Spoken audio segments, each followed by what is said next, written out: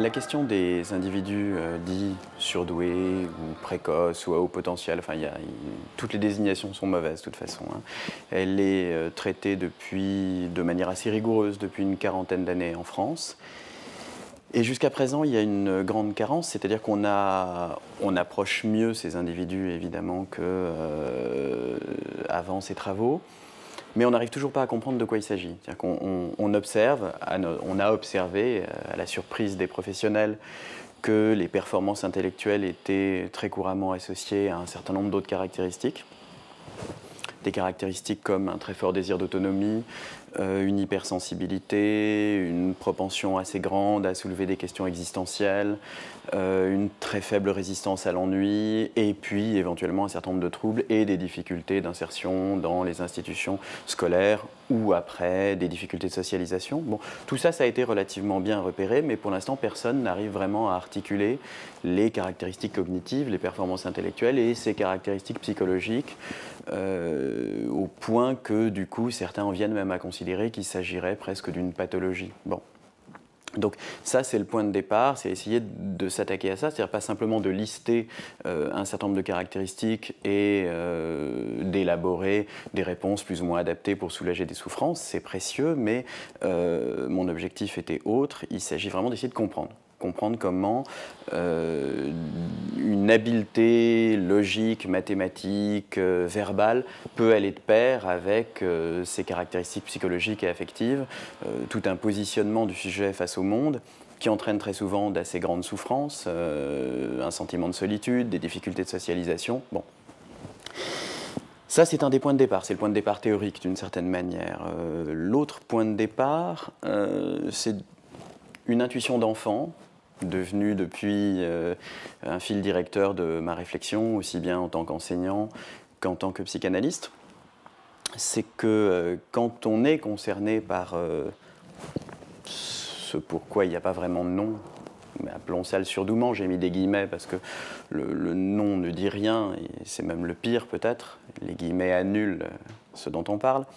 Mais quand on est concerné par ça, on est frappé, et j'ai retrouvé ça chez pas mal de patients, dans des groupes de parole, enfin, c'est quelque chose qui revient très fréquemment, par à la fois ce sentiment de décalage et l'impossibilité vraiment de le situer.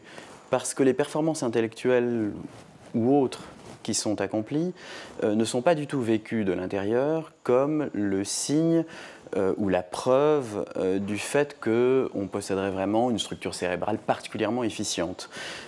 Gamin, je me souviens très bien, et j'ai retrouvé ça dans la parole de très nombreuses personnes, que j'avais de l'intérieur le sentiment de absolument rien faire d'extraordinaire, que j'entrais d'ailleurs avec une assez grande facilité dans à peu près tout, le dessin, la musique, les échecs, le sport aussi, les maths, la littérature. Puis du coup, c'est d'autant plus troublant évidemment que ça va totalement à l'encontre de l'idée qu'on pourrait se faire du don. Cette idée du don, elle est normalement localisée, on est doué pour quelque chose, mais qu'est-ce que ça peut bien être que cette facilité étrange qui se retrouve un peu dans tous les domaines? Et puis surtout, quand on analyse un tout petit peu la façon dont on fonctionne, on n'a pas du tout le sentiment de faire quelque chose de compliqué, pas du tout le sentiment de faire quelque chose qui serait hors de la portée de n'importe qui. Imaginons un pianiste qui aurait 3 mains et 15 doigts, évidemment il pourrait jouer la sonate de Liszt comme personne ne l'a joué avant lui, mais j'ai jamais eu ce sentiment-là, et la plupart des gens concernés par la question, disons, avec qui j'ai pu m'entretenir, n'ont jamais eu ce sentiment. Et donc, je pars de cette intuition qui est souvent traitée dans la littérature comme le fait que les surdoués ou les précoces ou les individus à haut potentiel ne réaliseraient pas la complexité de ce qu'ils font.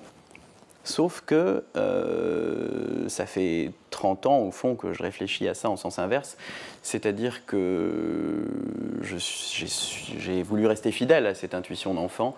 Et si c'était vrai? Et si finalement, en effet, sur un plan strictement cognitif et cérébral, il n'y avait rien là qui soit hors de portée d'un cerveau normalement constitué. Et alors du coup, une fois qu'on ouvre cette question, malgré tout, qu'est-ce qui fait cette différence? Si ces performances sont à la portée de tout le monde, pourquoi si peu d'individus les accomplissent? Ce qui renverse totalement le problème, puisqu'on cherche moins ce que les surdoués auraient en plus, que ce qui inhibe le fonctionnement de l'intelligence dans la plupart des contextes ou pour la plupart des individus. Et de renverser ainsi le propos, ça débouche évidemment sur des hypothèses totalement différente, sur une compréhension totalement différente du phénomène, qui conduit moins à s'interroger sur telle ou telle faculté cérébrale que sur un positionnement de l'individu face au monde ou face à l'objet sur lequel il réfléchit au moment où il y réfléchit, ce qui du coup permet d'articuler évidemment beaucoup mieux avec les caractéristiques affectives et psychologiques qui deviennent premières dans l'explication. Au fond, il s'agit plus d'une attitude vis-à-vis du monde, ce qui laisse ouverte ensuite la question des origines de cette attitude ou de ce positionnement, et ça jette un éclairage singulier sur cette question. Et ça permet aussi non seulement donc de déboucher sur une explication différente du phénomène, mais du coup d'aborder évidemment de manière distincte et avec des solutions distinctes les questions que ces individus surexposent, c'est-à-dire aussi bien les questions de difficulté de rapport à l'autorité, puisque ce fort désir d'autonomie conduit quand même très souvent ces individus à être en souffrance aussi dans toutes les structures institutionnelles où il y a une hiérarchie, c'est-à-dire aussi bien la famille, l'école, le lieu de travail. Et donc, selon moi, ce que ces individus surexposent, c'est un problème général de toute une société. C'est-à-dire que ça permet aussi d'aborder la question de la crise de l'autorité ou de la crise de l'éducation, de la crise de l'école, selon un angle différent.